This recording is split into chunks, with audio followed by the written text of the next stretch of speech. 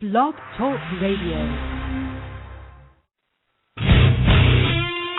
Time for Sports Card Live.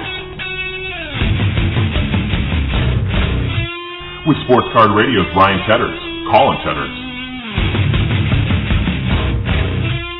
MojoBreak.com's Dan Anderson, and your host, Doug Caskey. Dig it.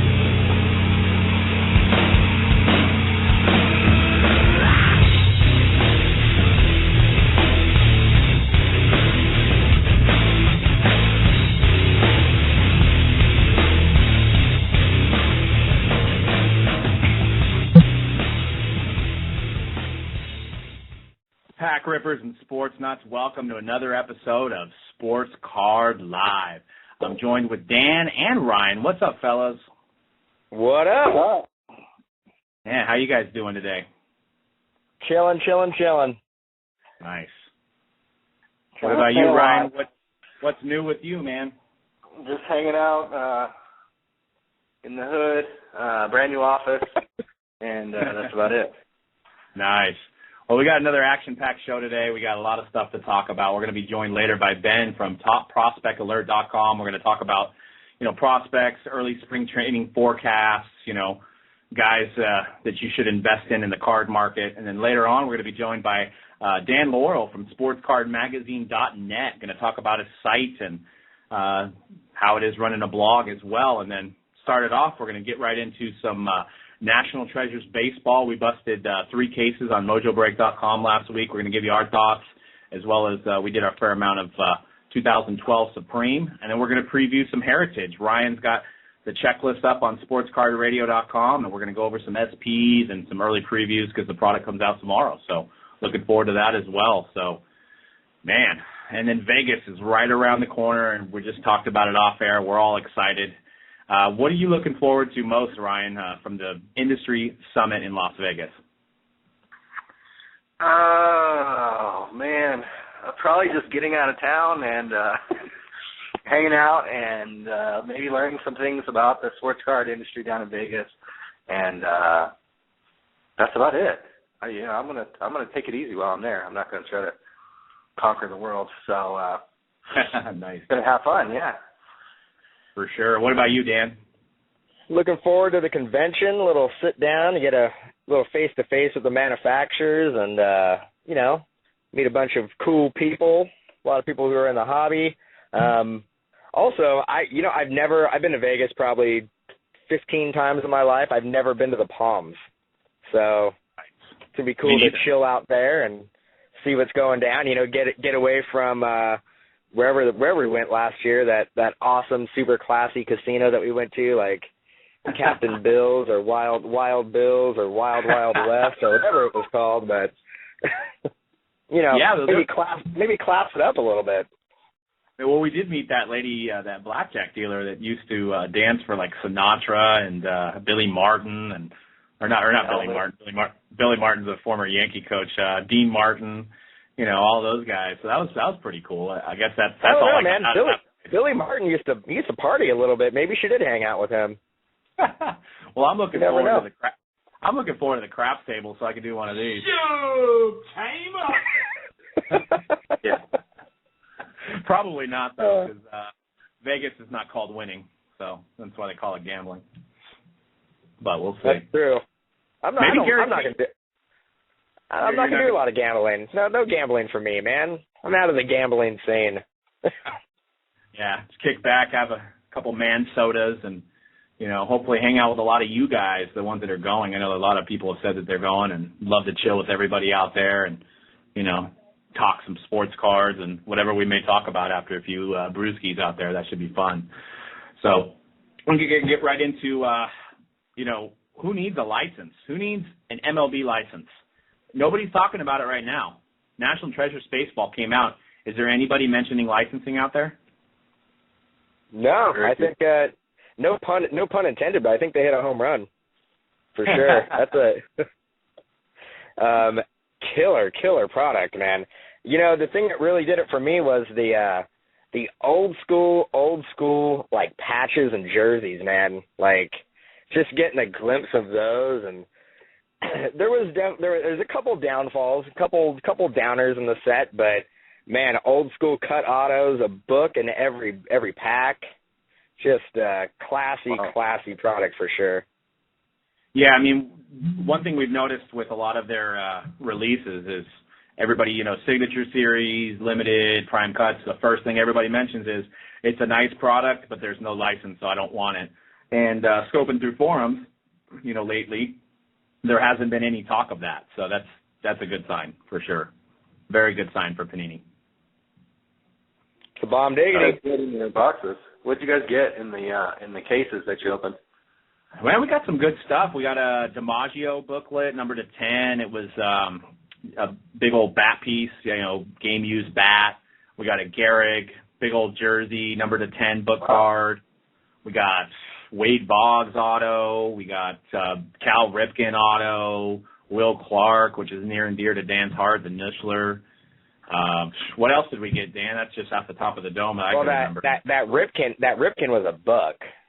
Right. But it was a redemption, so I think it was like namesakes. I think it's like numbered to 10 or 25 or something. But I mean, there was overall some pretty good stuff. Little bit of there was like a Jeter book we pulled that was pretty nice. I know Jeter still sells pretty well.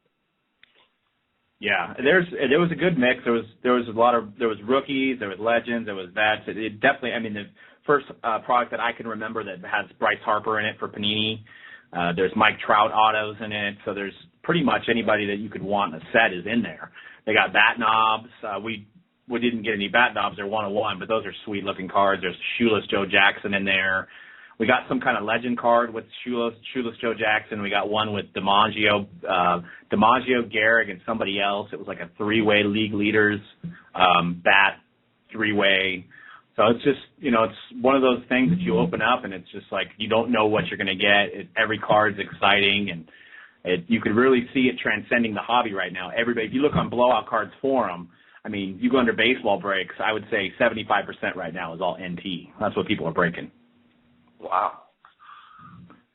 So, I mean, I would say the biggest downfall, Dan talked about downfalls, probably they inserted, and I'm not sure the reasoning behind it, but they literally took a Signature Series card. It's from the Signature Series set, the manufactured patch, and it's signed on the white part of the patch, and they inserted those in, and it literally still says Panini Signature Series.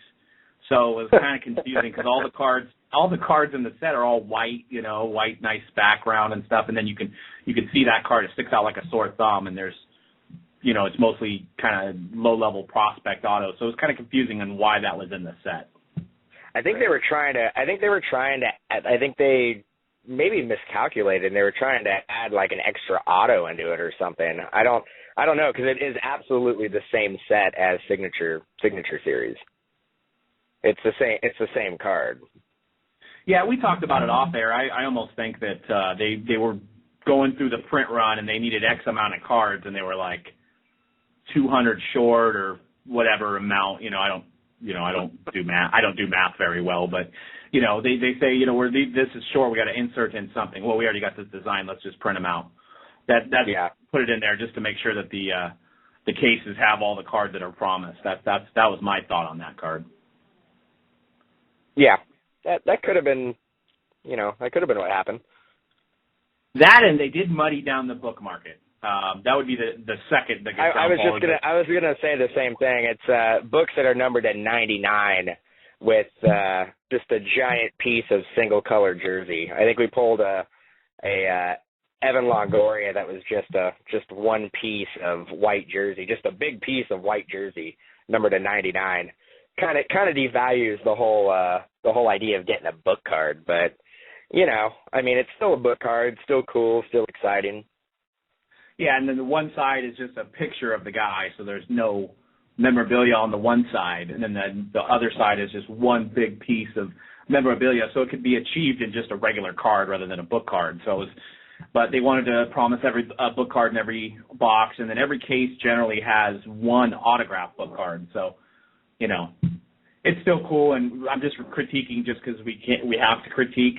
So definitely not a reason to not buy the set. I think it's a very strong buy right now, and boxes are going up. I mean, Blowout has, I think, $450 a box right now. Wow. Yeah, I mean, it started at $330 on release day, so it's jumped up $120 a box in literally less than a week. Wow. So and it's sold out completely. I mean, every distributor is scrambling to get it. Probably could find some stuff on B2B, but I mean, Panini's completely sold out. Distributors are completely sold out. So it's drying up. So I mean, if you can get it at a decent price, $450 right now may be a decent price. It may go up a little bit. I mean, it's not out of the realm to see it like at $5 to $550 a box soon. If you know, people keep on buying it. So definitely, and you know, there's a lot of value in it. You're going to get 8 hits. I think on average you're getting like 4 to 5 autos and lots of old school relics. Even though it'd be like a single colored relic of, you know, like Bedrosian or some of those guys, you know, it's still a collectible set, and you're still going to get good value in every box. I think it goes back to that number that you said. You get 40 to 50% out of most of your boxes. You're doing well. I mean, I think even at like $400 a box, I think you still have a pretty good chance of getting about 50% return on your investment. I say on the selling your cards individually, secondhand market, you can probably get at least $200 back, and that's still good. I mean, if you get in at like $330, I mean, you're killing it right now. Yeah, and you get that, you know, Gehrig cut book or whatever. I mean, it's potentially a $2,000-$3,000 card, so it's a high risk, high reward. But even if you totally suck at a box, you're getting some good value out of it. Yeah, so I haven't seen a lot of really bad boxes. Yeah, me neither. So me neither. Yeah, it's exciting, and they did well with how they had the photos of the guys. They made sure the hat logo was like off of the photo, and it was mostly close-ups. But the art was, the photos were done really well. I mean, it looks like a $400 set when you open in the cards, and that's the name of the game. If you're going to put out a product at that high of a price point, it's got to look like that. I mean, 5-Star kind of failed in that regard with the chipping and just the lack of insert sets and stuff like that. So Panini hit a home run with this product. And they debuted it at a perfect. They debuted it at a perfect time because, we're still working on Flagship Series 1 for baseball. Heritage is right around the corner, so there's no high-end hit sets, and that's, a lot of the people in this hobby are going after those high-end hits, and so it's just right when spring training starts, they released this high-end set, and I think it was just impeccable timing on their part. So yeah, but moving on into Supreme Football released last week. If you're not familiar with the set, it's a 4-card pack, 1 hit. So it's a high risk on that one too. But, I was actually not expecting much from the set, and the case we got, it delivered pretty well. I mean, the downfall is there's sticker autos. I mean, I don't think there's any on-card autos. It's all sticker autos. But it was nice. It was good value in in the cases we opened and in the mixers we did as well. What are your thoughts, Dan, on the 2012 Top Supreme Football? Like you said, it's a high risk, high reward. I mean, there's going to be a couple. I mean, it's rough going into a local card shop and spending $100 and buying one pack that's going to have 1 hit. And I mean, we opened up some boxes that the hit was an auto of T.Y. Hilton, or right. or an auto of Michael Agnew, or a Kendall Wright, or guys like that. And you're just like, man, that's rough for $100. Card design was solid. They didn't really change too much up. It's kind of looked like that the last couple of years. It's had that look, and it's solid. I mean, our case was really solid. I mean, we got a Luck, and I think we got an RG3 as well. Yeah, well, we got a Luck by itself, and then we got a 3-way RG3 Luck Tannehill auto. Yeah. So I mean, when you get a good box, man, I mean, you're gonna get a decent return on your investment, but there is that chance of getting a $5 to $10 hit out of a $100 box, which is hard to swallow sometimes. So, you mean people aren't collecting Michael Agnew? That's news to me, dude. I'm gonna laugh my ass off if that guy comes out and he's like top ranked wide or tight end next year, and he like catches. He basically puts up ungodly numbers, has like 15 touchdowns. People are scrambling. They're like, God, I'm just looking for the 2012 set so I can just get an Agnew. That's all I want is an Agnew. I'm tired of getting all these Russell Wilsons, and I'm tired of getting all these Justin Blackmons. I want Agnew. I want Agnew. I want to get egged. Look at Kaepernick last year. I mean, people didn't say, "Oh, bummer, you got Kaepernick," but it wasn't like, "Oh man, I was going for Cam Newton, I got Kaepernick." Well, look who sells better than Cam Newton right now, Kaepernick. So. Well, but you weren't bummed because Kaepernick's a quarterback. Right. You're never bummed if you get like a rookie auto and it's a quarterback. I mean, what you about can get like Chandler Harnish? Well, I thought you were going to say Case Keenum. Well, but yeah. But I mean, still you never know. Those lower round or those higher round picks, I mean, you never know. Those guys could pan out. I always say this, but look at Tom Brady. He did pretty good. Who does he play for again?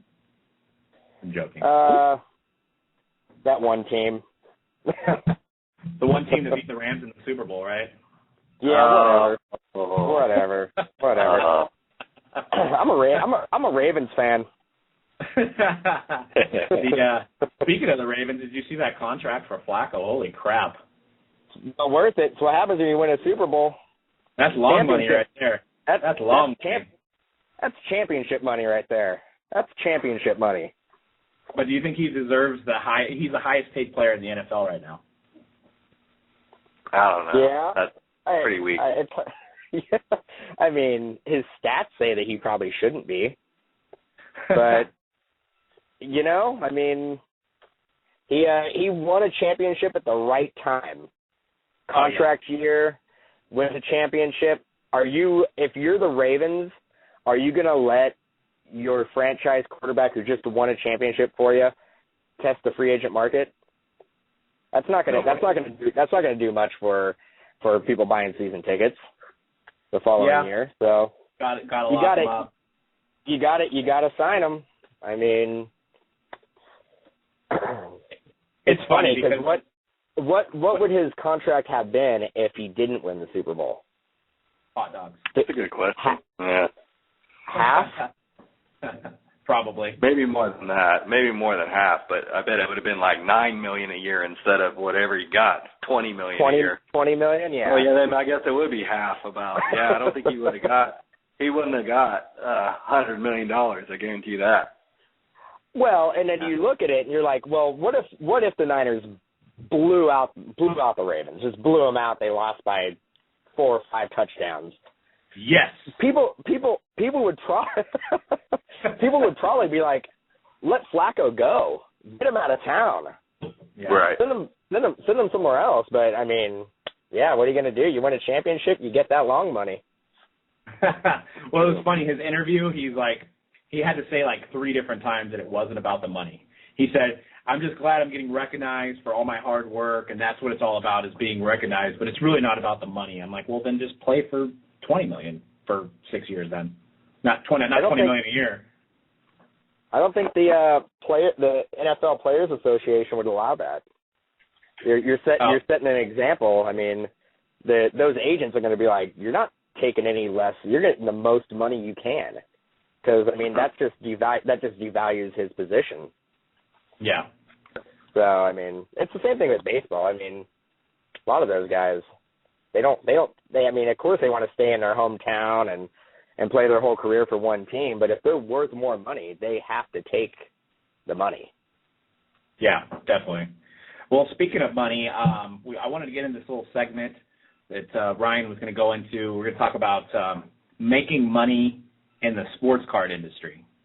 So not like $120 million like Joe Flacco, but how could one sustain his hobby and maybe make a little bit of money? So wanted to start with Ryan, see what some of your ideas are for whether it be buying and selling cards or boxes or things like that. What do you think a hobbyist out there can do to make some extra cash and buy more cards? I think if I were to do it, I would have to figure out how much time I had, legitimately how much time I had. You could probably do something on no budget, but if you have some money to spend, you could probably do a little more. I guess some of the things that I would do is I would probably set up a supply website where you're selling like Ultra Pro, NXT or whatever, and those kind of things, where you're just selling top loaders. You're not getting into the game of box breaks or whole full boxes, cases, none of that. You're not doing any of that. All you're doing is servicing the supply game, the cardboard box game. And there's some numbers that you'd have to work out and shipping and all this stuff that you'd have to figure out. But that would be one thing that I think there's actually kind of a need for that nobody really thinks of doing. They always kind of move, and a lot of your prices are fixed. Whereas like you talk about National Treasures box goes up, $100 in a week. It could very well have gone down $100 in the same week, and you might have got screwed on, or people who bought that or had a hobby shop or something and had some cases lying around, all of a sudden they're having a hard time moving product when it goes down. So, but with supplies, it's not like the price of soft sleeves jumps around, at all really, or top loaders and stuff. So that would probably be one thing, is a niche website like that where you're selling supplies. You could even drop ship. Like if you didn't want to be a pack and ship guy and all you wanted to do is just kind of promote and market a website, you could do drop shipping. There's a wholesale distributor, Sports Images. They'll be in Vegas, and they'll probably even have a booth down there. They do drop shipping. Like you can just register with them, and then just literally they'll send you a little I think they probably even have tools where they send you some things, and you can just market it like on a website or Twitter or social media. Market every single product they have, and they'll ship it all for you. All you have to do is sell it and make sure that you make some money on it. So you can run a real cheap, low margin business, and you would never have to ship anything out. All you're doing is essentially drop shipping. So I mean, there's an idea right there.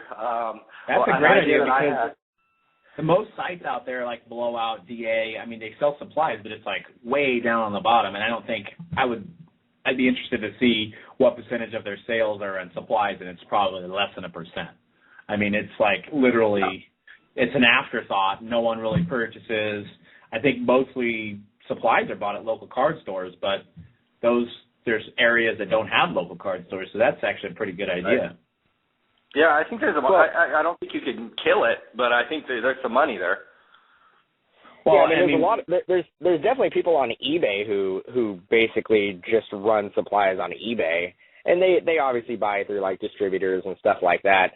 The margin's almost non-existent. If you can basically deal with having such a small margin, now after eBay fees and stuff like that, your margin's even smaller. If you have a site and you get away from the eBay fees and stuff like that, that would definitely generate a larger margin, and you'd be able to make and sustain a decent living on it for sure. Well, it's probably a higher margin than most hobby boxes, though, I would assume. You'd probably be in the 20 to 30 realm, I would think. I mean, I know a local card store, they're like 50 margin on them, so you can't sell it at that price. But if you were, selling, but you'd have to compete with the guys who are selling it for like pennies over cost on eBay. Yeah. So I know there's those guys out there, and it's the same thing with boxes as well. I mean, we saw that people would literally sell boxes at like a couple dollars over their wholesale cost. Just waiting for that one product to take off.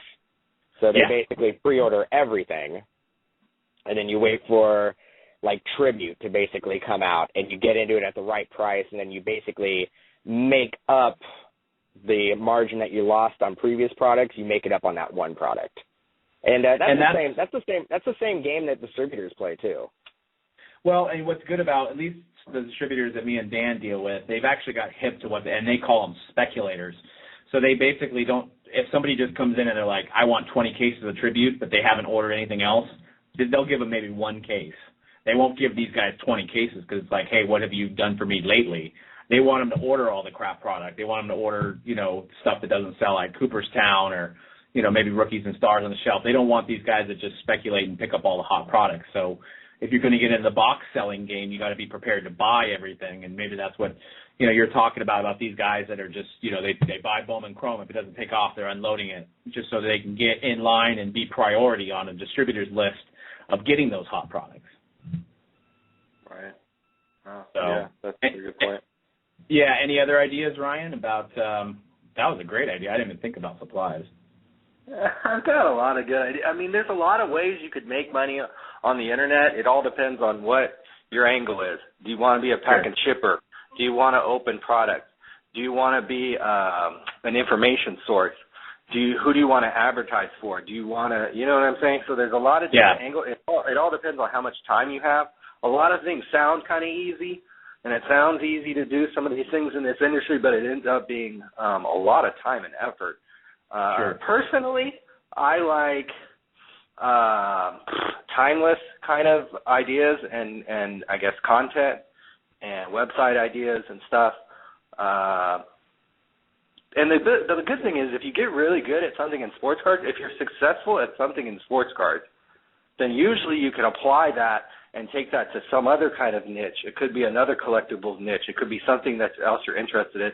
I would just advise that if anybody, they should just do something that they're passionate about and that they're really excited about. If you're not excited about creating a website where you're going to have a really dope displaying all the Ultra Pros and the book card holders and setting up a really nice website so that people, you know, have value and they don't run to the eBay sellers who are just blowing this stuff out. They'll come to your website because they love your website and they love your service.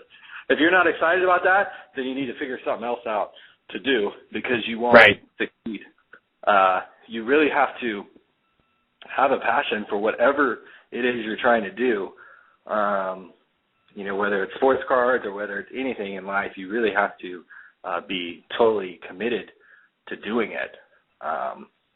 So I think that's rule number one, is you got to be committed.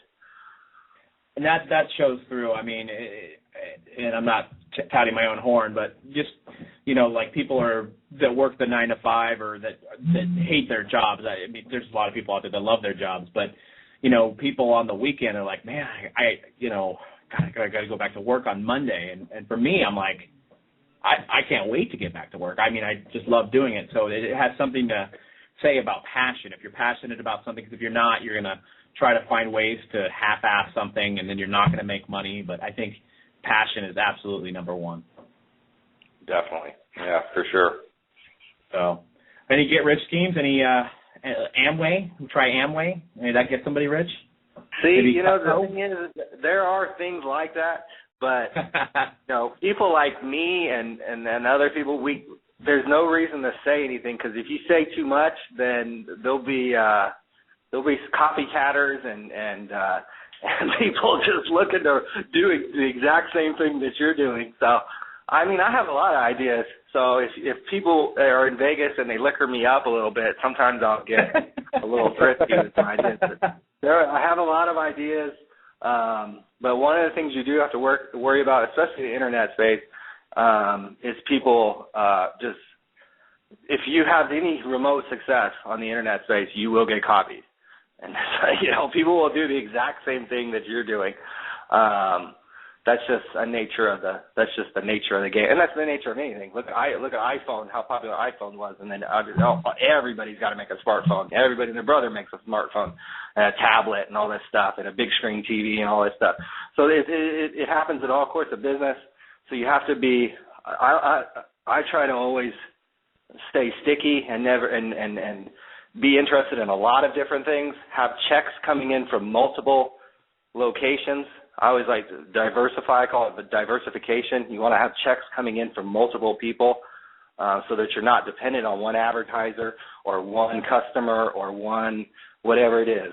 You have checks coming in from multiple locations. So if one goes dry, you've got more money coming in from somewhere else, another website, another business, another whatever it is. So diversify, be passionate, and have fun. Those would be my 3 quick tips on how to make money. Definitely. Absolutely. Yeah, definitely. Passion's number one, and I've never seen anybody copying anything on the internet. I've never seen it before, personally. Yeah, it doesn't happen that often. So, well, that all sounds good. Well, we got our first guest. We're going to bring him on. We're going to talk some prospects here. We got Ben from Topps Prospect Alert. We're going to bring him on here in a second. We're going to talk about spring training, guys to invest in. So I'm looking forward to bringing him on here. So bringing him on right now. Ben, how you doing, man? Pretty good. What's up, guys? Not much. How's everything? Oh, not bad. Just sitting back looking for the World Baseball Classic to get started and just enjoying spring training. Nice. Well, tell us a little bit about your site to start off with, when you got started with it, what your goals are for the site. I've been doing it since doing the topprospectalert.com since 2004. I've had a pretty good following over the years. Launched the Twitter site at Minor League Blog back in 2010. We're up right around the 18,000 follower mark, I believe, maybe a little bit more, a little less.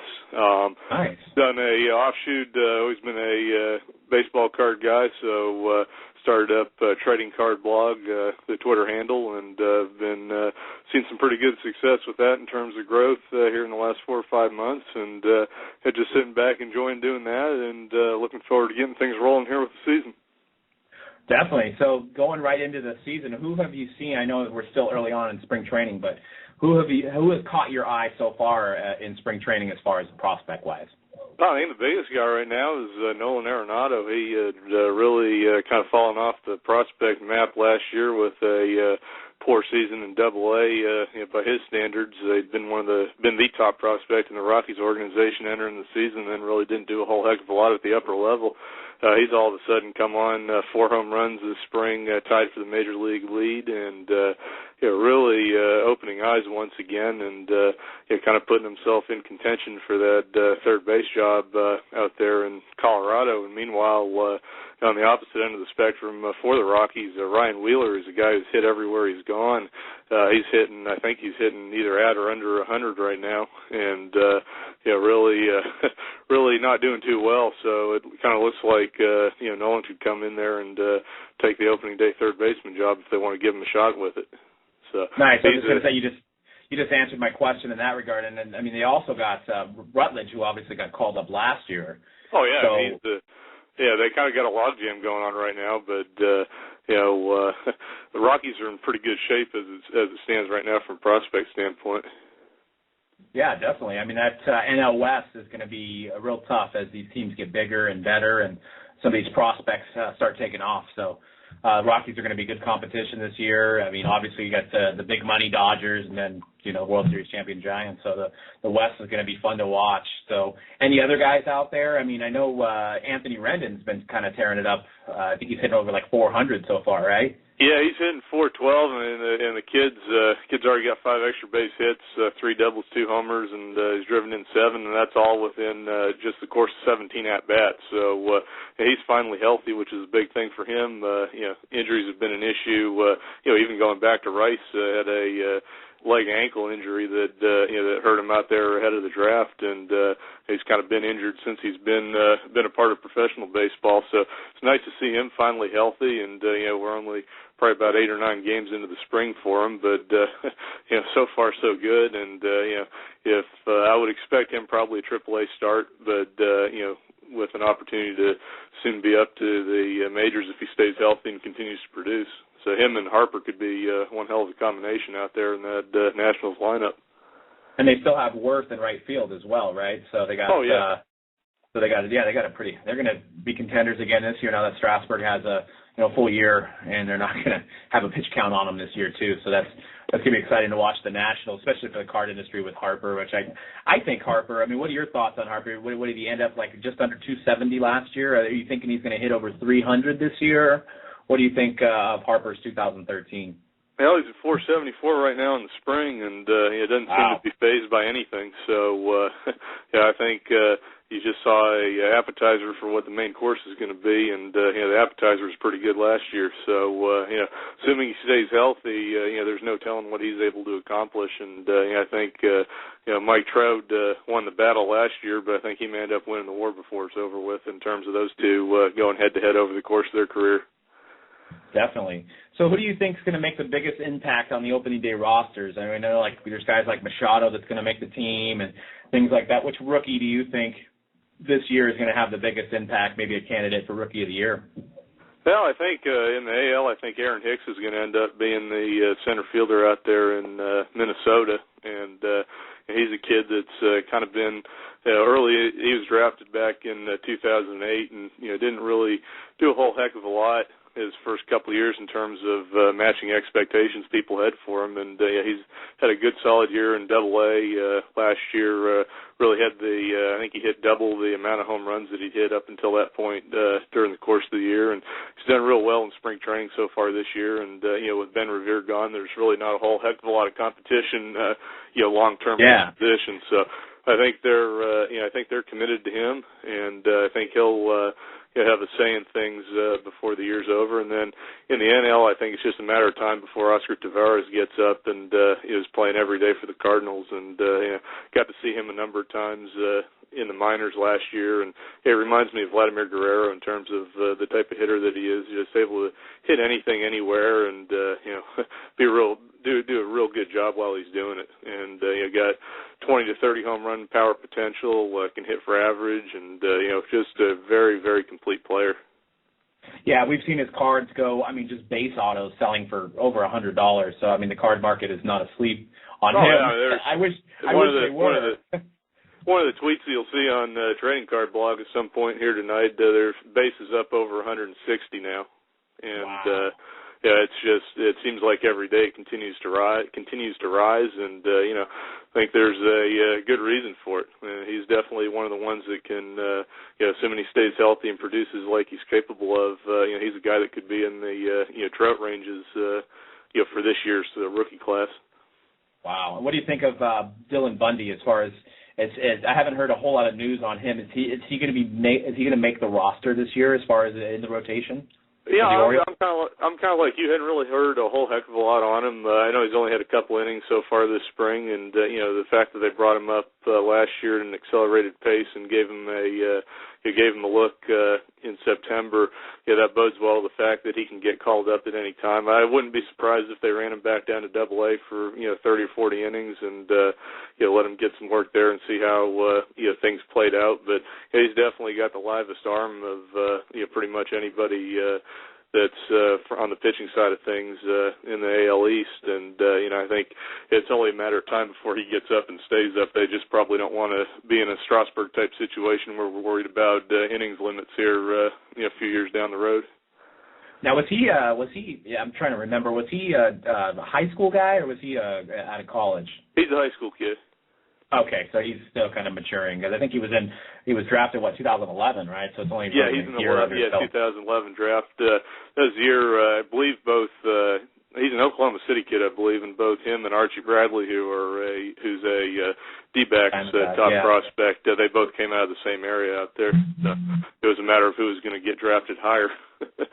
So. Well, that kind of makes sense because both of their autos are just headshots, so it's probably from their college pictures or something. Because they're one of the few guys in that Bowman draft 2011 that are just headshots, which kind of confused me when I opened that product for the first time. So. Oh yeah. But both selling pretty well, and I think Bundy's up over 100 now too for a base auto. So he's doing well on the eBay market and forum sales and stuff like that. So. Oh, absolutely. Like I said, we've got him. He's top 5. We actually have him as number 2. Our prospect ranker, J.P. Schwartz, has him number 2 on our topprospectalert.com 150. So definitely expecting big things out of him this year. Definitely. What do you think of the guy from the Cardinals, Shelby Miller, who did a kind of a relief stint last year? Do you think he's going to make the rotation this year? Is he going to be a reliever, or is he going to be a starter? Well, Shelby's turned the corner about the midpoint of last year. He got a lot more mature. I actually had a chance to watch him pitch a good bit down here in Memphis in the second half, and the strikeout to walk ratio, I think, for his last 10 starts is something like 60 strikeouts to 4 walks, something in that general range. And he came up and did what he did in the majors in September. And I like the kid. I think he's got a world of potential. One of the things that was hampering him early on in his development was his maturity, and I think he's got a lot of those issues ironed out. And I think he's got the inside track to the 5th starter job out there in St. Louis, and I think he'll do pretty well with it. But do you think his talent level will get him to like an ace status, or do you think he's more like a number 2, number 3 guy? Yeah, I think he's got ace potential, and it's a matter of health, and it's a matter of how he goes about conducting himself in the big leagues. Obviously, it's a heck of a lot different than the minors, and when you have stuff, a lot of the things that separate you is from a mental standpoint, and if he can hold that together when he hits some adversity, which without a doubt he probably will. Definitely has that ace potential going forward, and the Cardinals are a great team to have an opportunity to be looking for an ace. So I think 2-3 years down the road, you could be seeing him at the head of that pitching staff. Definitely. Now, you guys have Profar number 1 on your rankings, and I think that's a lot of people agree with you there.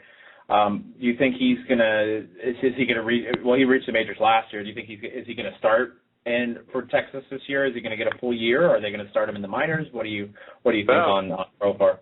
He's hitting 190 in spring right now, so wow. he's not necessarily bashing the door open to tell them he wants to be the starter up there on opening day. I think he needs a little bit more seasoning. He's a real young kid. He's definitely got a ton of potential to him, but I think consistent at bats would be best for him, and an opportunity to get those, whether it be in AAA or a little bit in AA again, and kind of take the Bryce Harper, Mike Trout path back up during the course of your first full major league season. I think that wouldn't hurt him any going forward. Now, who do you think, out of all the teams out there, who do you think has the best farm system right now overall? St. Louis is pretty loaded. I mean, they've top to bottom. You've got guys, at least 8 deep in terms of guys that can be big-time major leaguers going forward, and they've got some kids, that are continuing in the lower levels of the minors to impress people. Houston's really solid right now, as bad as their major league team may or may not be this year. They've basically rated every other organization, and I'll give you an example here. On JP's rankings, organizationally, he's got Robbie Grossman at number 20 in the Astros system, and he's a guy who's a top 10 guy in Pittsburgh. So, wow. They're just, the rich keep getting richer with every move that they make. They've got Carlos Correa, who's the number 1 overall pick a couple of years ago. I think this will be his first full season, and they expect some real good things from him. They've got Lance McCullers Jr., who really has an opportunity to be a pretty darn good pitcher, depending on what they do with him as a starter or reliever. And it's going to be a bright future ahead in Houston, and Seattle Mariners are also loaded. Yeah, Holton and Walker and a couple other guys. They've got, just to give you an idea from that pitching standpoint, you got Walker, Holton, and Paxton as your big 3, and then the guy that ended up being the Southern League Pitcher of the Year last year was Brandon Maurer, you don't even hear of. And, right. He was the unknown 4th guy out of that rotation. But, they've got Zunino, who has struggled a little bit this spring, finally getting things together. He hit a home run a couple of days ago. You've got him in the mix. Nick Franklin, who's struggling a little bit right now. I think he's hitting somewhere around 170, but the 3 hits that he's had, one's been a home run, the other 2 have been a doubles. And he's right on the brink, another guy that'll take some time to get going. But they've got a shortstop prospect, and Brad Miller is very good as a USA alum. They've got Stephen Romero, who I think is going to be the guy that breaks out of that group of folks that you haven't heard of, and becomes one heck of a big leaguer. All the guy does is hit. He can hit for power, hit for average, and he had a tremendous. He's kind of accelerated through the system. Topped out at AA last year, and he's well over 300 for a career batting average. And just a guy that's a gritty guy that likes to play the game. So got that, and you also have Stephen Pryor as a closer prospect, and Carter Capps, who we saw a little bit of last year. He's down there too, and I'm going 14, 15 deep in the system coming up with those names. So they're stacked. And speaking of the Mariners, what do you think they do with Zunino's obviously a catcher. They got Montero. Are they going to do like a DH situation with one of those guys? Yeah, I would imagine.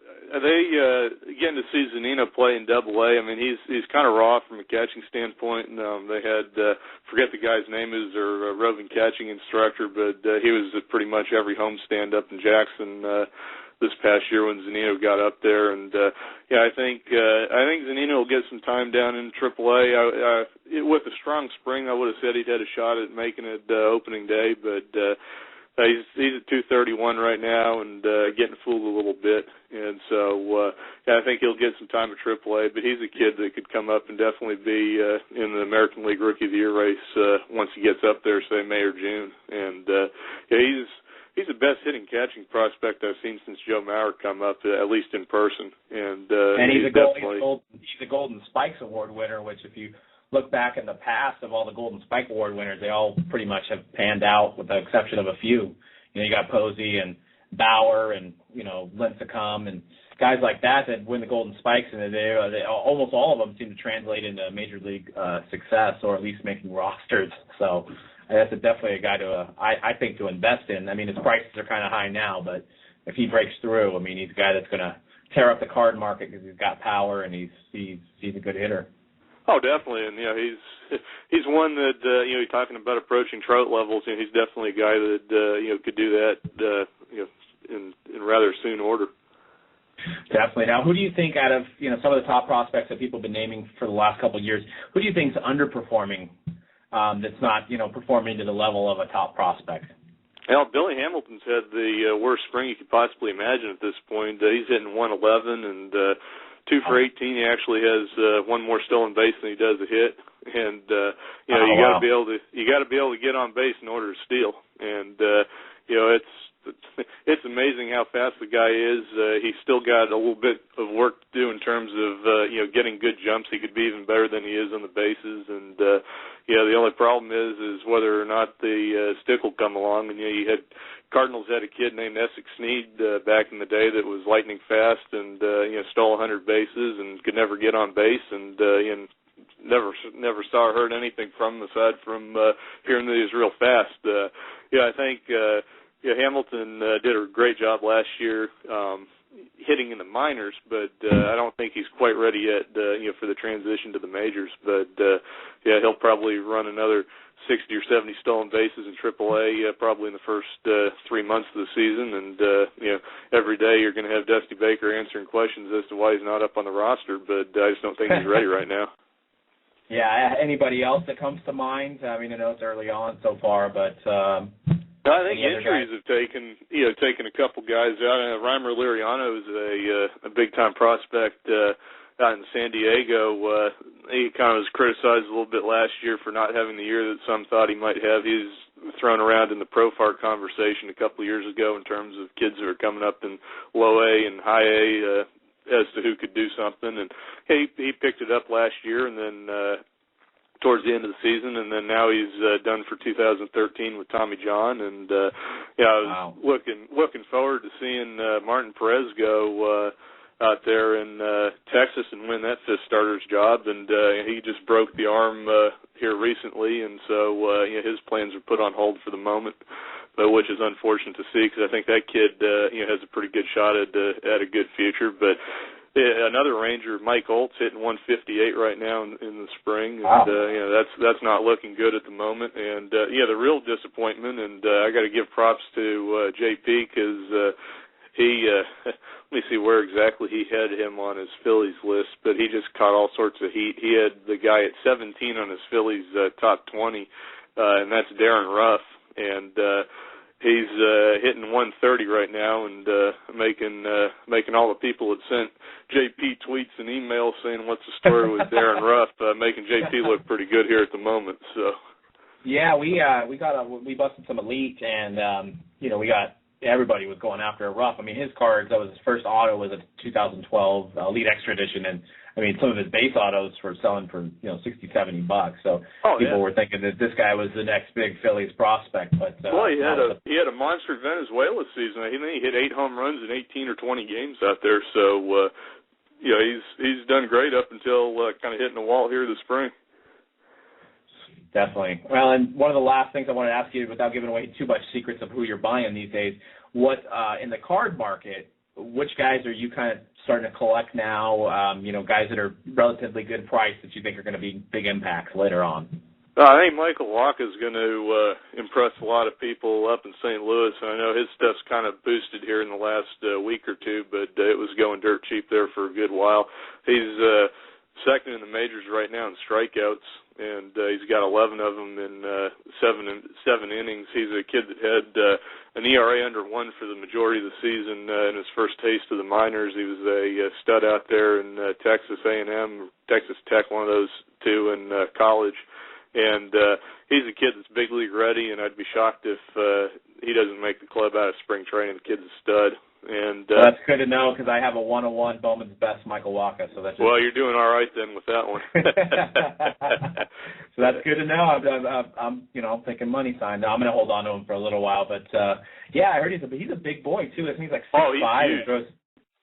Yeah, he's a huge kid and he can gas. Speaking of kids that can bring gas, J.R. Graham got clocked on the Braves prospect. He got clocked on the stadium gun at 102. Scout said it was probably more like 99. But he's a kid that can bring heat, and he's opening some eyes down there in Atlanta this spring. I think Julio Teheran, his cards are kind of as low as they've ever been. I think he's got a shot to bounce back. He should make a rotation spot this year and have a chance to do some stuff. Salvador Perez is probably going to be one of the best hitters in the AL this year. And I'm not sure if he's still Royals catcher, right? Yeah, Royals catcher. I'm not sure how many at-bats he's had. I think he's not I'm not sure if he's in Rookie of the Year eligibility or not, but either way, he's going to be a heck of a player. He's hitting 381 right now here in the spring. He was down in Venezuela and he hit around 380 down there with a whole bunch of home runs. Matt Adams, I think, is going to have a bounce-back year. He should be able to get some consistent at-bats when he has a chance to get them. He may start in AAA, but has nothing left to prove there. All the kid does is hit. Trace Thompson, Klay Thompson's brother, the Golden State Warriors guy, his brother's in the White Sox organization, 24 home runs in 2011, 25 home runs in 2012. Hitting for average is an issue for him, but he's definitely got the power, and there's been plenty of big leaguers, the last few years that have been, 35 home run guy, 100 RBI guys that have hit, 215, and he may end up being one of those, but definitely goes a long way when he makes contact with it. I think J.R. Murphy in the Yankees organization, depending on what the injury statuses are, with their catchers over the course of the year, wouldn't be surprised if he gets to see some big league at-bats and you can pick up his Bowman Chrome stuff for $2 or $3, if not less, right now. And I think Colin Cowgill's got a shot at making the club out there in New York, and his stuff's next to nothing, and that's certainly a great market to hit an opening day home run and all of a sudden have your stuff go bonkers. So he's one that may be a sleeper out there. Former Diamondback, former Oakland Athletic, Colin Cowgill, right? Exactly. Yeah. Yeah, he looked actually. I've seen him a few games in Oakland, and he looked pretty good. Kind of under the radar guy. He's played on two small market teams, so to speak. So maybe does a little bit better out there. Oh yeah. It's he's a kid that got injured. He was tearing it up back in the D-back system, down in High A, and then got hurt. And I think he was hurt for a good while, and that kind of knocked the prospect status off of him. But he's persevered through that, been to a couple organizations, and he could be this year's Josh Reddick, to where it's a guy that's kind of been a toss away that all of a sudden comes in and gets an opportunity and runs with it. Definitely. Well, and what are you collecting these days as far as sets? Are you like a Bowman Chrome kind of guy when the draft pick stuff, or do you go Legends? I mean, what does your PC kind of consist of?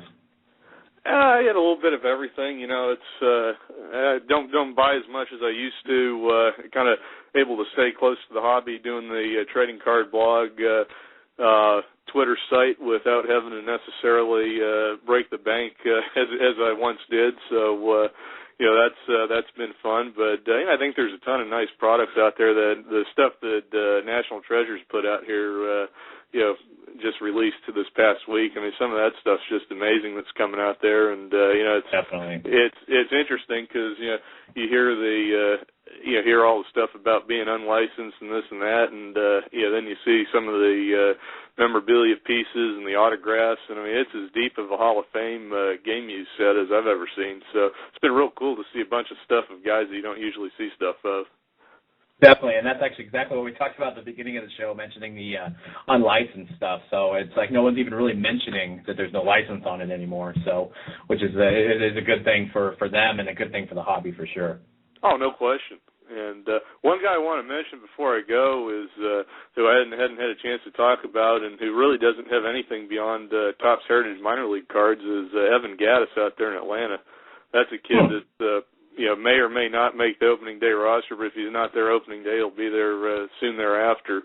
And he was well on his way to making the majors last year, at least in September, and they were on a road trip and reached up to take a bag out of the overhead compartment, and bus shifted and the bag came down and jacked his arm up. So he was on the DL for about 3 months as a result of that. But he's picked up, had a monster winter, and he's hitting 444 right now so far in spring training with the home run or two. So he's definitely a guy to keep an eye on. And like I said, it's Team Set Cards and Topps Heritage Minors is the only thing he's got right now. So he would be a 2013 Bowman, which I'm assuming they're going to put him in the set at some point, either with the Bowman product or the Bowman Chrome product, who's going to be one of the fast ones out of the gate at that point.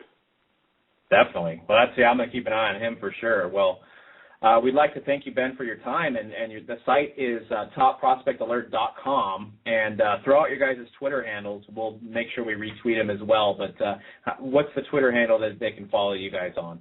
Twitter handle for the Top Prospect Alert site's going to be @Minor League Blog, and then for the trading card folks, for the baseball, football, everything in the hobby, it's going to be @Trading Card Blog.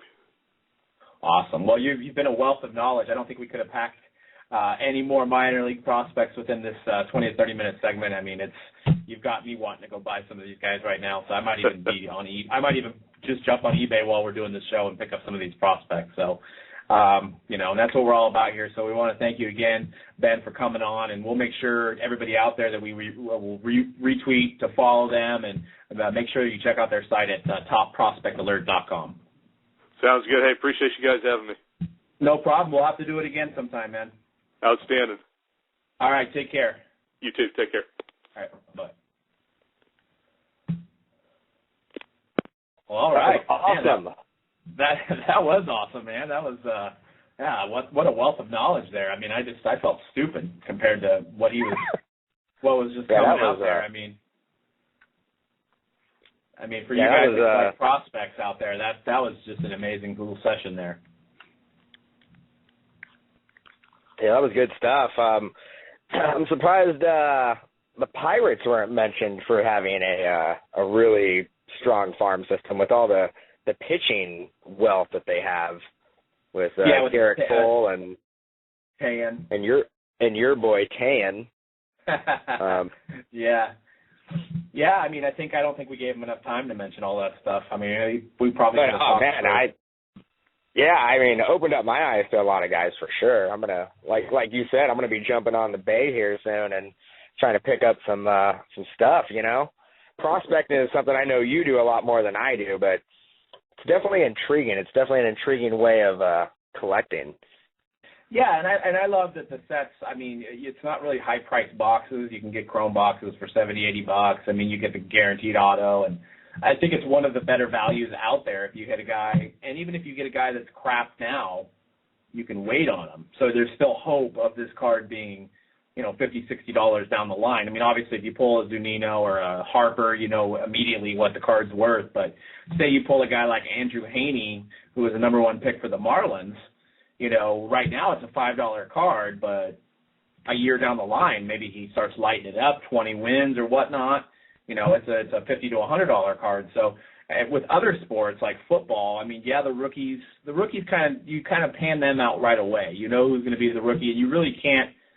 I mean, so in some instances, you can hold on to these guys, and they might pay off eventually, like maybe a Victor Cruz who got hurt or something.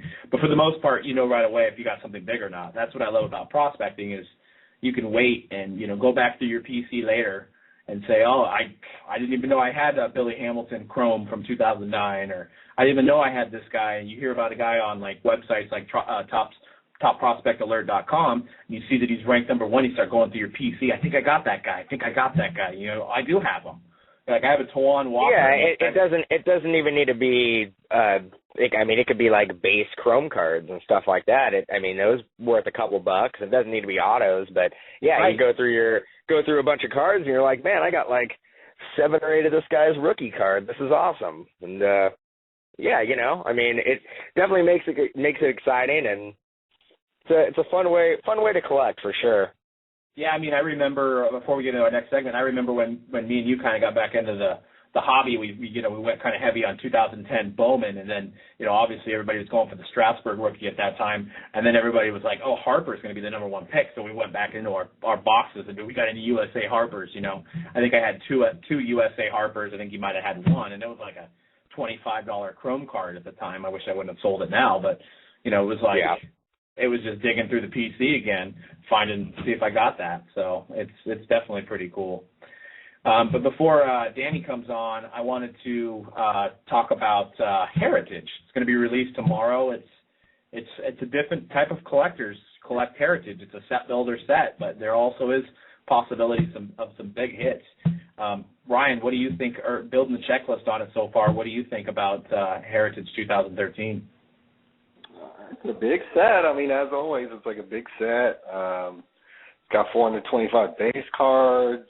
It's got some high number SP cards, 426 to number 500. It's got all the little action image variations, color variations, air short print cards. There's 4 different Washington Senators variations, including Bryce Harper. Red variation, blue variations, chrome parallels. That's before you even get to the autographs and some of the hit cards and insert sets. So it's a massive set. And old school people like it, or people who collect sets and stuff probably like it. And I think it's a good price. It's a mid-priced kind of product, usually around $60 to $65, if I'm not mistaken, for a full box. So it's not a huge risk. You can find it at Target and Walmart for $20 a blaster.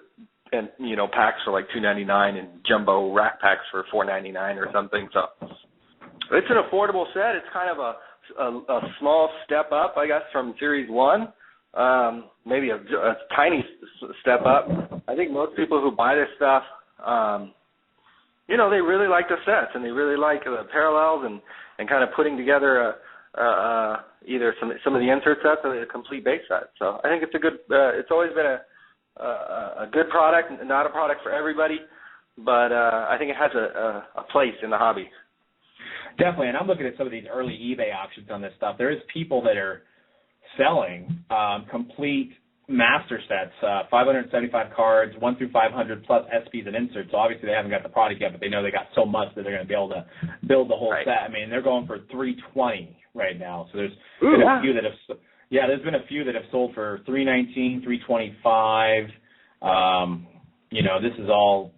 I hope for those guys' sake that there's not like a one really, really hard SP to get, because they've already got this money in hand on this stuff. I'm trying to see if I can find any early autographs on this, or any one card that's selling for a lot.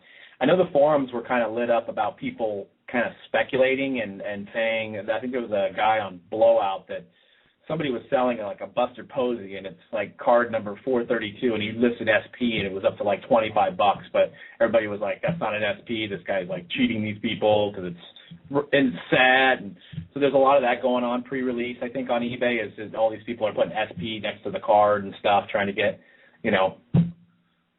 top dollar for SPs that aren't SPs, what do you think about, have you been scouring eBay on some of this stuff? That happens a lot with a lot of these sets that are mass-produced, mass-bought. You see that with the Series 1 where people put SP cards and they're not SP. They end up, getting to a rather high price, I guess, and maybe it doesn't get paid for. So I think it just happens all the time. It could be price manipulation, too. It could be somebody that has a bunch of cases coming. They have a different eBay account. They jack the Buster Posey SP card up to $25 so that when they put their 25 of them that they're going to get from their 50 cases, that, hey, the first one sold for $25. So I'm getting a good deal buying this one for $8 on a buy it now or whatever. I think that happens a lot too, that there really is some manipulation kind of behind the scenes, and I've heard of this stuff going on too with tickets, more kind of in the ticket, sports ticket, concert ticket market on StubHub and stuff and eBay. So it could be just either some crazy person who, and the Giants fans are crazy. We all shouldn't be surprised for Buster Posey cards and Hunter Pence, and I mean these guys are gods around Northern California and stuff. So I wouldn't be surprised actually if somebody just saw a brand new Buster Posey card or knew the Heritage was coming out and just had to put the $25 bid on the base card. So definitely. Well, if you guys could just keep talking about Heritage, I'm going to step away for just a second. Give you some more thoughts on some of the insert sets and maybe early autos that have shown up. I mean, I've seen a few on eBay, but if you want to talk about that, I'll be back in just a couple minutes here. Are you guys opening it, Dan? Are you opening it? No, we haven't opened it yet. I may pick up a personal box for myself because I always like that stuff. I like flipping through the kind of, it's like the new school and old school like together because you got the chrome cards, but it has the old school look to it. You got a lot of different little subsets. With those, you're not really looking for the hits as much as you're just, kind of looking for the ESPs and the numbered cards and the subsets and stuff like that. It's just a cool little design to look at and collect. Lot of players, like a big base set, so that's kind of cool. I know the retail's been out for a little while. I know that people have been talking about retail for probably like about a week and a half now. So I haven't seen too much stuff on eBay yet, but. How much more time does it take you to sort through a case? I guess it's a 12-box case of Heritage, than something like this Topps Supreme football that just came out. I mean, what are we talking about time-wise? Well, we sort as we go. But let's say Doug's opening the first 3 boxes. Before we used to sort after the fact, and you're looking at about 3 hours of sorting. Wow. Now we basically sort as we break. So while one person's breaking, one person's sorting. But you're looking at like an extra hour and a half, maybe 2 hours in shipping. Also, like we ship a lot of the stuff in 100 count boxes if they have a ton of base. Right. So yeah, but if you don't basically sort while you're breaking, man, you're looking at like an extra 3 hours of sitting down sorting 1,500, 2,000 cards. Series one jumbo is definitely the worst. I mean, you're looking at thousands and thousands of cards. After doing one case of that, you're pretty tired of looking at that base set. Gotta say. Yeah, it's for sure. It's if you do it, anybody that does breaks out there sorting as you go is the way to go. It's not the most fun in the world. It's not funner. Lack of a better word there. Not the most funner thing to do.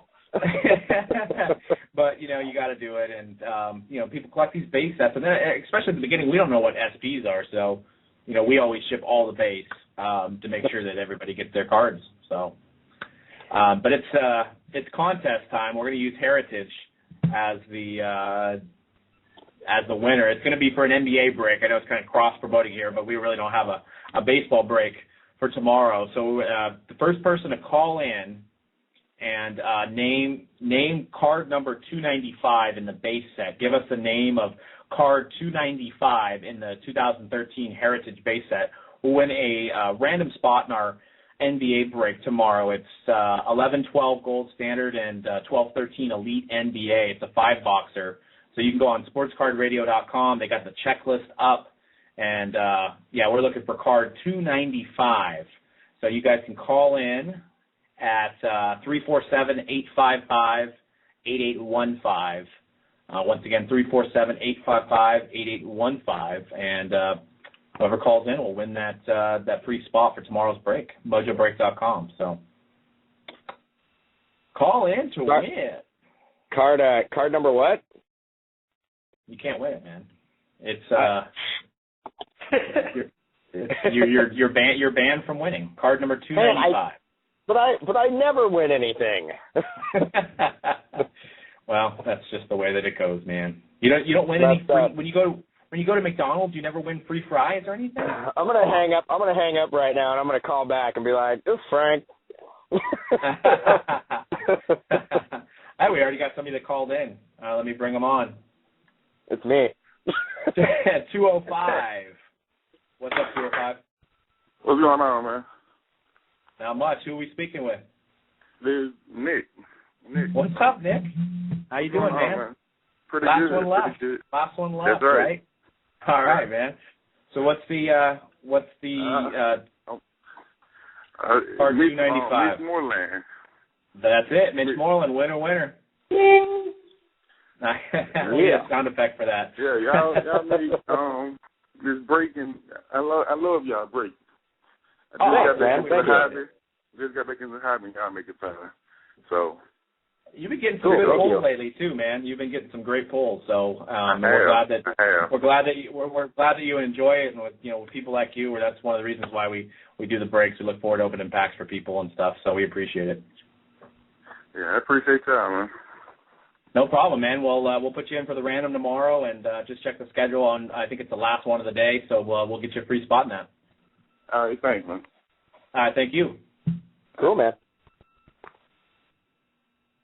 All right. Well, another winner. Sports Card Live. Winner. Yep.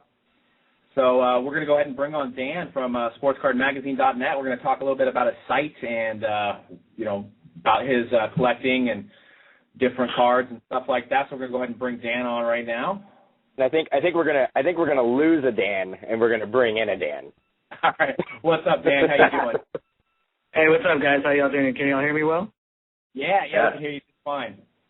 Okay, I'm using some new headphones on my phone just 'cause my lady and the baby are in the other room, just so they wouldn't can go play in the other room and not have to hear me ramble on. No worries, man. Well, we got a double Dan situation right now, but I think we're going to lose one Dan. So yeah, okay, I can be Dano for the next 5 minutes. There you go. All right, guys. I appreciate it, and I'm out. All right, Dan. We'll talk to you later. All right, later. Awesome, man. Well, so you got sportscardmagazine.net. Tell us a little bit about starting that blog and when you started it and what kind of goals you have for the site.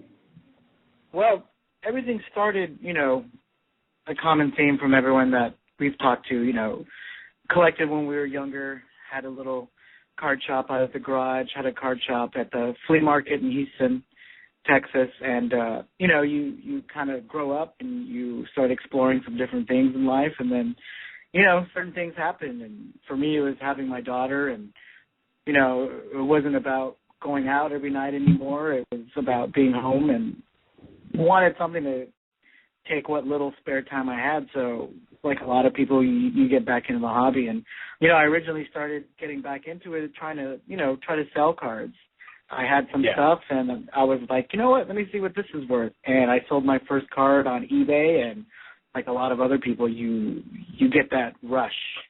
You get excited. You're like, hey, man, I can do this. So it starts to kind of open up a little bit, and it was fun. I definitely liked selling. I still sell on my spare time, extra stuff that I have, and I enjoy it. But one of the things I noticed when looking around online, there weren't a lot of outlets available that kind of explore the hobby in different ways.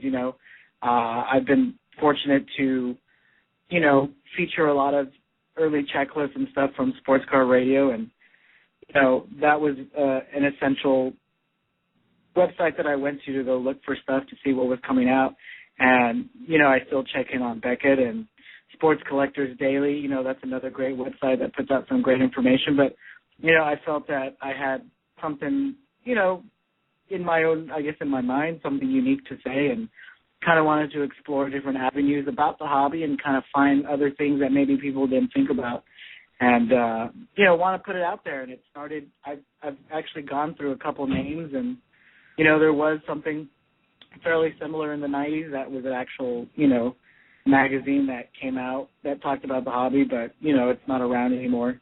And, try to reinvent the whole idea that there are different aspects in the hobby that people can read about and find out information and find out other people that are doing these things that are, associated with memorabilia and cards, and, all that Definitely. under one kind of umbrella.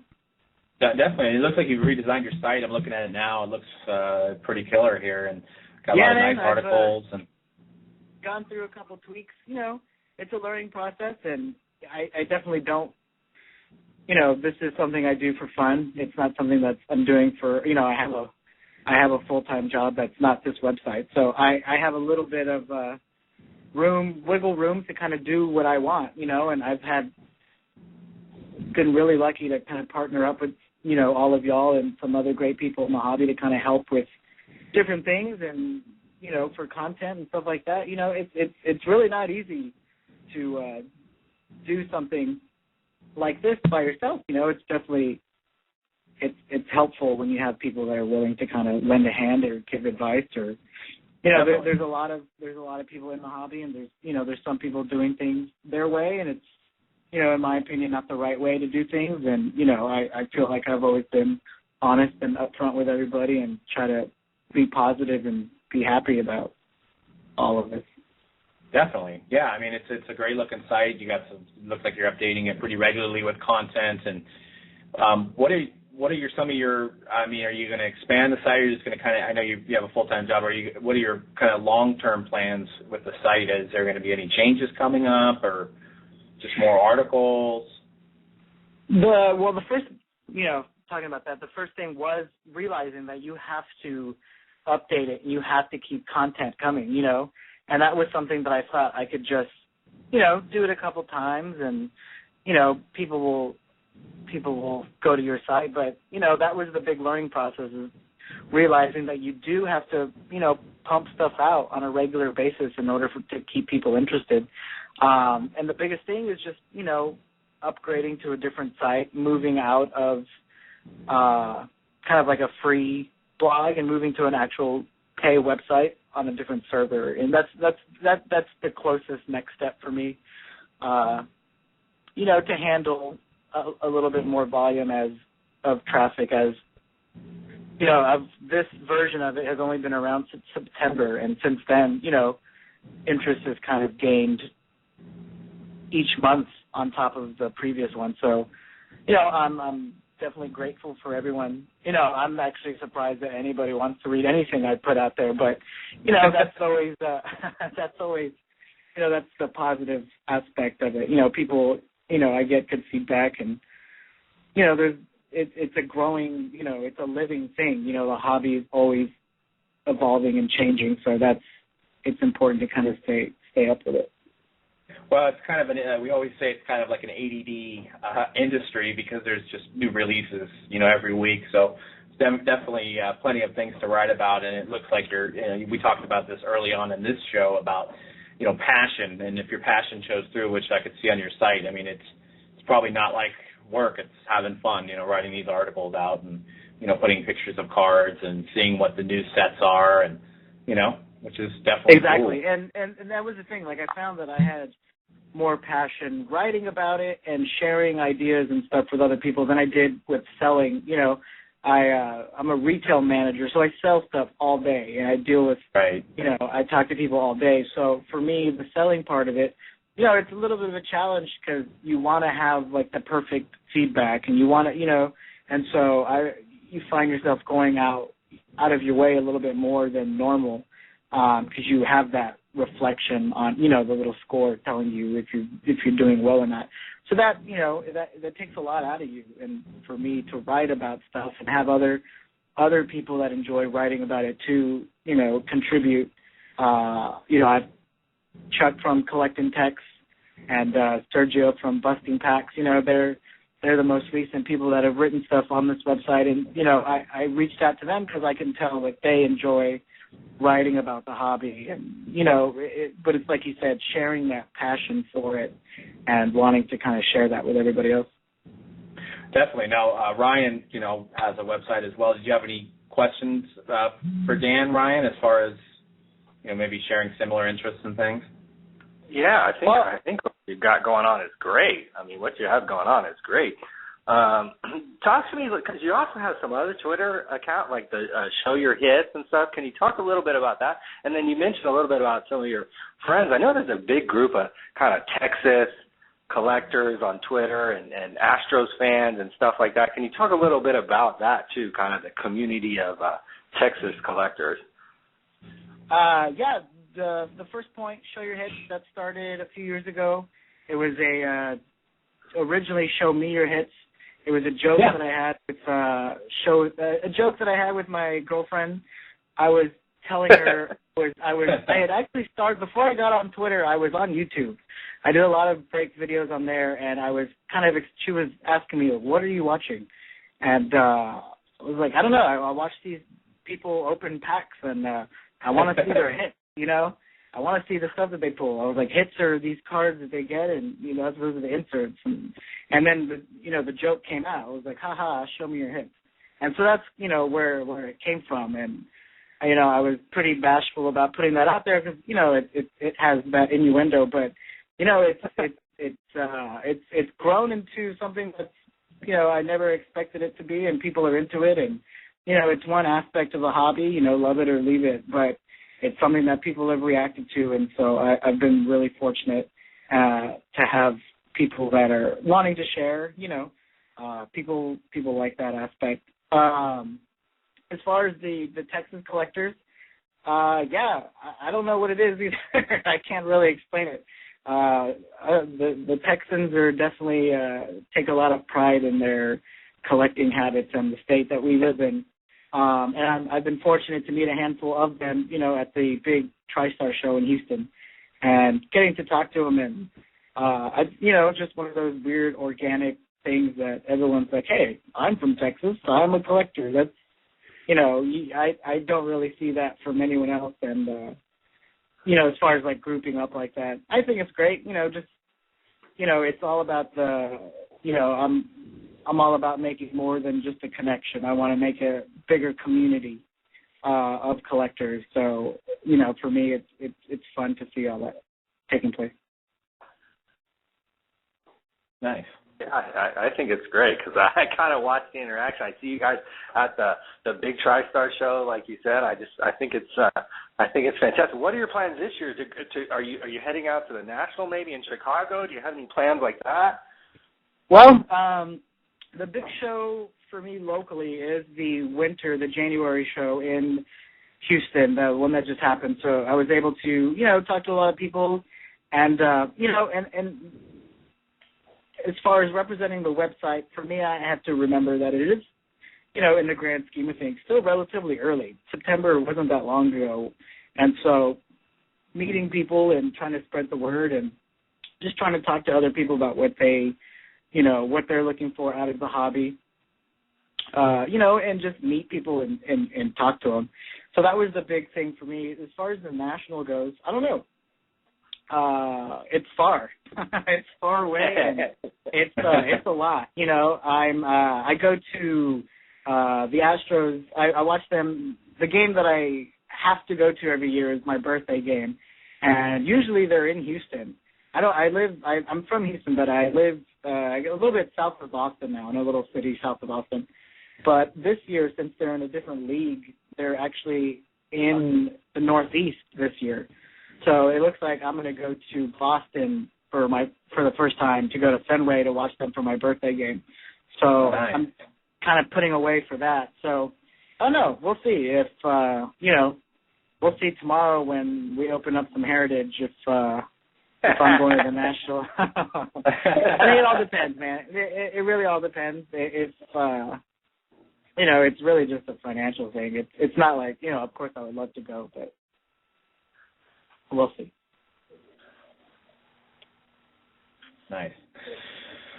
Well, looking at your site and stuff here, well, it looks like you got that's an Astros background there on the site. A little Minute Maid Park there. It's a pixelated Minute Maid Park. Just a little hint. I wanted the logo. Done. Grateful to have Caleb, one of the people I follow on Twitter, from CalebSemibold.com. He helped me with the logo, and I wanted to have that Astros influence. Anyone that follows me know I'm, unapologetic about who I root for, and I wanted to make sure that influence was there somewhere. So yeah, there's a little, I guess, a peekaboo, if you will, of Minute Maid Park in the background. Just, you know, to kind of lay that out there. Yep. It looks like they were playing the Giants that game because I see a little hometown Giants logo on there as well. So, or maybe they were just advertising for them or something. Are we going to be playing you guys this year now that you switched over? Are we going to have some interleague games? Yeah, there's definitely going to be some interleague games. Well, with everything this year, I know that all of the interleague play is a little bit longer and it's spread out. It's not so concentrated. So I don't know the schedule. I don't have it in front of me, but you know, it's going to be interesting to see interleague this year, seeing as we've just left. But you know, for what it's worth, I'm really excited to see a bunch of new teams. You know, I had my week-long rant about them switching over, but you know, as a fan, there's nothing you can do about it now. So you just have to root for your team and move on. Well, we'll have to have a friendly bet when we play. I got a Carlos Correa jersey piece that I can throw up, you know, from Elite. You know, I can throw it up there as a bet, and we'll, you know, I don't know if you got some Gary Brown or Will Clark or something. We can have a little friendly, like, rivalry on one of the series we play or something. We can get some tweets going back and forth for that. So that should be that'd be kind of fun. Yeah, that would be fun. Dan, I want to ask you about the Topps Heritage. You're going to open some tomorrow. They were supposed to have, I know you know this, they were supposed to have Astros Colt 45 variation cards of the base, and then that was kind of nixed at the last minute. Can you talk a little bit about that, and as a kind of somebody involved in the hobby, and then also an Astros fan, how that kind of affected you, and what did you think about that? Well, last year, you know, there was a few instances where, looking at the checklist, I realized that Topps didn't include Astros at all. And I think 2012 Chrome was the biggest one where, you know, you're looking through it, I'm looking through the checklist, and I'm like, wow, there's not a single player.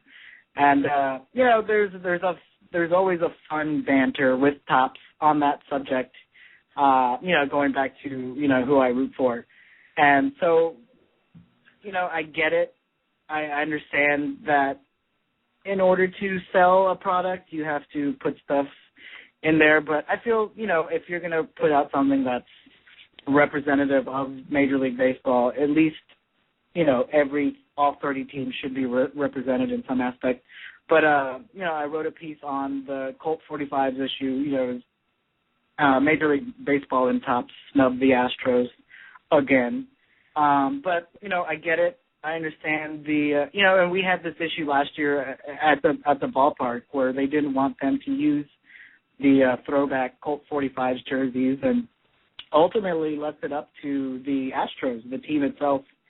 And, you know, of course the fans were, you know, vocal about the whole situation, and they decided at the end to let them go ahead and use it, and, you know, nobody threw a fit. And, you know, but Major League Baseball as its own entity, and their, you know, their say or their control over the Topps brand, since they're the official, you know, Major League Baseball product.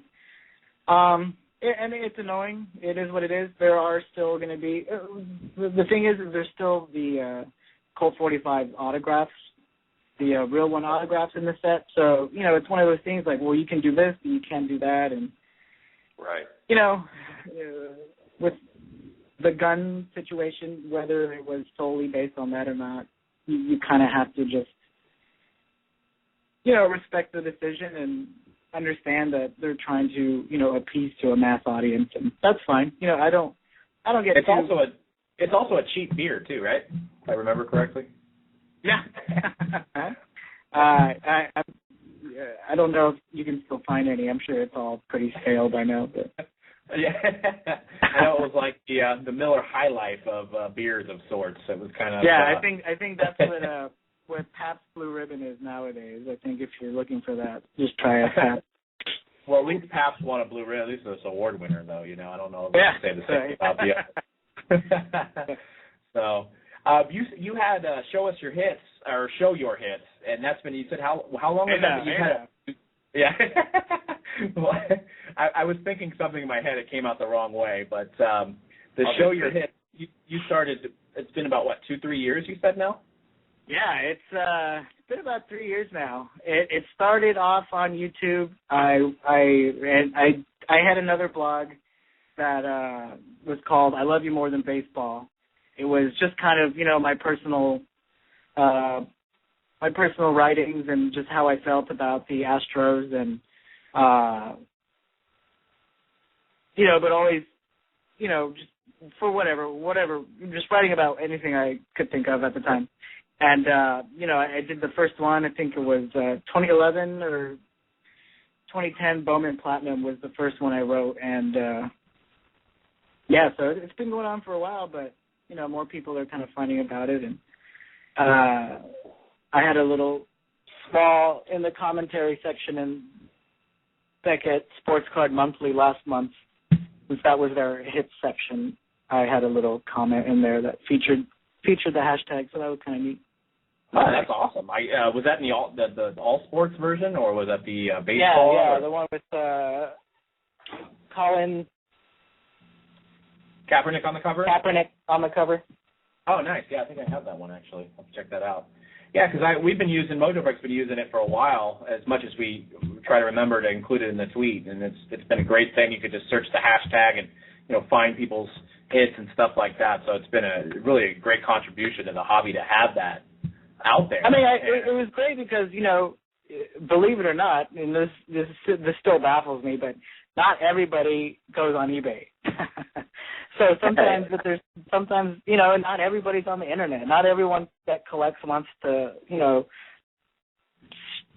go on Twitter and show off their, all of the stuff that they pull. So, it was a good format.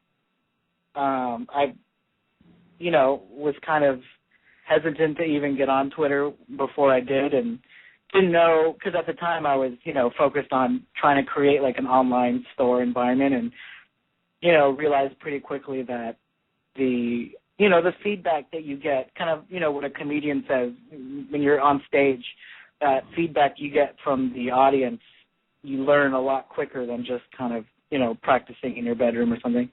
You know what people are into, and you get a lot more communication and conversation started, as opposed to like, what Facebook is for now, and everything evolves, and people are different, and people like to communicate in different ways, and I like that you can start a conversation with people and have more of, like a chat room feel to it, for any of us that were on AOL, those back pages. Eric, he has mentioned that before, like the modern version of the AOL chat room. I like to talk the hobby and, with people that are going to be respectful about it, I like to share everything like that. Yeah, and thanks for creating that hashtag, once again, originating that hashtag, because it's definitely been a huge thing for the hobby and everything. And, your site looks awesome. I'm going to have to read some of these articles and, help me out on some of my purchases. And it looks like you got our boy Leighton on there, too, which is great. Leighton's doing a great thing for this hobby as well. So that's cool. You guys Leighton on there, and man, yeah, it's a cool little site. You got some Cain Velasquez news, who was born on the same exact day as me, so I got to read on him. It's one of my boys. Yeah, he's gonna be down the street here next Saturday on the 9th. Cool. There's one of the big MMA online sites, MMA Overload, is actually based about 35 minutes south of where I'm at, so. He'll be doing a signing down there, so that was pretty neat that they're getting a name like that here in town. Definitely. Cool. And you got anything else you'd like to promote? Let's tell you everybody to go to, we'll tweet it out as well for everybody, but sportscardmagazine.net, and then it's at Dano Laurel, correct? And then you have a separate Twitter account for the site? Correct. It's just Dano Laurel, and then at Show Your Hits, and at SportsCardMag. And, thanks a lot, everyone. I've, definitely felt the love and the support from everybody. I feel like for a lot of this, we're all in this together, and we're all just trying to promote and make the hobby better. And I'm definitely appreciative of all of that. Well, and definitely. And if you ever need any help on tweeting out or anything, or, I know a lot about WordPress. If you ever want to bounce any ideas, we're definitely here. We're, as this thing grows, everybody grows. So, I mean, exactly. It's a big enough there's a big enough pie out there for everybody, and there's enough things to keep everybody informed. And if we work together, it only makes it bigger and better. So, agreed. So definitely, but we'll have to have you come on again. And now that we introduced you, maybe we can have you on a segment doing reviews and stuff like that. So we'll have to have you back on the show again. Yeah, man, I'm down. So sounds good, man. Well, I appreciate your time. And once again, guys, check out sportscardmagazine.net. There's some really cool articles on here. And there's hits from Leighton, and there's the Cain Velasquez, and previews of Panini Brilliance. So really cool. I appreciate it. Thanks again, Dan, man, and have a good night. Yeah, bye. Take care. Sweet. Oh, nice. 2 people in one night. Yeah, that was cool. Yeah, he looks like he's very, goes back to that word of passion. He's very passionate about his site, and I mean, you can see it. So passionate, knowledgeable, a good guy, just a real good guy there. So I definitely would advise everybody to go check out his website, check out his Twitter. If you like if you like the Twitters, then you could, show your hits, show your hits, your big hits and your pulls and stuff. So really good stuff. SportsCardMagazine.net, right? SportsCardMagazine.net. Yeah. We've got to check that out. And it's good stuff. Really cool stuff. Yeah, definitely. Well, I think that pretty much rounds out the show. I think next week we can go in a little bit more in depth about what's happening at the summit next the week after that. Maybe we'll talk a little bit more about the events, and because I think let's do that. Yeah, we'll talk about the schedule, what actually happens there. I think people hear about this and stuff, and most people don't ever go. So I think we should actually be like, okay, this is what actually happens. Like, this is what happens, A to Z, boom, boom, boom. What actually goes on and takes place, and who talks. I think sometimes you hear all this stuff where it's like, I'll just pull up the schedule and be like, hey, here's exactly what's going to happen. Yeah. Here's what they're going to say, basically. You can kind of know what these guys are going to say half the time. Not going to be a whole lot of surprises, but there might be some surprises mixed in there too. So, let's do the summit next week. Let's talk about that because I think it's timely because we'll be the next day I'm going to Arizona, and then to Vegas after that. So, wow, man, living the dream. I'm trying. Well, yeah, and they'll probably have maybe some guests announced by next week, hopefully, so we can let you know who's going to be there. And I know we're going to be doing MojoBreak.com for people that buy into our summit breaks. We're going to have some black box promotions where we're going to be giving away free black boxes to people that buy into our breaks that are going to be at the summit. We're working on more promotions with Panini and Topps and Leaf and things like that. So we're going to have a schedule of about anywhere from 15 to 20 breaks over the course of those 3 days. And you got to sit in on a few, man. Yeah, for sure. Yeah, definitely. I'll definitely do that. Yeah, and, we'll have our Wild Bill nights, and, of course, we'll tweet out some info on that and all the other. We'll do a show. I guess we'll do a show at it probably won't be the regularly scheduled time and place, but we'll have to. Maybe by next week we'll know when we'll do the Vegas show. That's exactly it. Yeah, I think we're going to either do Sunday or Monday for Sports Card Live that week, and that's the week of the 16th. Actually, I think it's the week of the 17th, but Sunday is the 16th, which is St. Patty's Day. So maybe we'll do a St. Patty's Day special. We'll have green beer in hand or something. Wow, we'll be all faded probably. It might be like the best show ever. We're just probably will five shots deep. We'll do a once a year sloppy sessions, we'll call it. Well, awesome. Well, thanks again, Ryan. You had some great questions for Dan, and I'd like to thank Dan from SportsCardMagazine.net, and we also like to thank Ben from TopProspectAlert.com. If you're just listening now and you missed it, download the archives. I mean, there's some wealth of knowledge on prospects, on who to buy, and early spring training predictions. So make sure you check out TopProspectAlert.com. That's a pretty cool little site with rankings. And as always, check out SportsCardRadio.com. If you're looking to find out SPs on Heritage, check out SportsCardRadio.com. We have a full checklist with SPs and everything, pictures. So be sure to check that out. And as far as breaks are concerned, MojoBreak.com, we got 5 going down tomorrow. So NT baseball, a basketball mixer with 3 boxes of Elite, 2 boxes of Gold Standard. We got limited football random. We got Topps Turkey Red tomorrow. We got, we're doing a lot. And then Friday we got 6 more breaks. So we're chock full, and there's a lot of stuff on sale. So, and if you use the code MojoBreak on MojoBreak.com, it'll save you 10%. So check that out for sure. And I think that's it, man. You got anything else to say to people out there? That's it. Go to sportscardmagazine.net, topprospectalert.com. Check them out, and that's about it. Awesome, guys. Thanks for tuning in again. We appreciate it. Follow us at Card Radio Live on Twitter. We probably should get a Facebook eventually, but right now it's at Card Radio Live.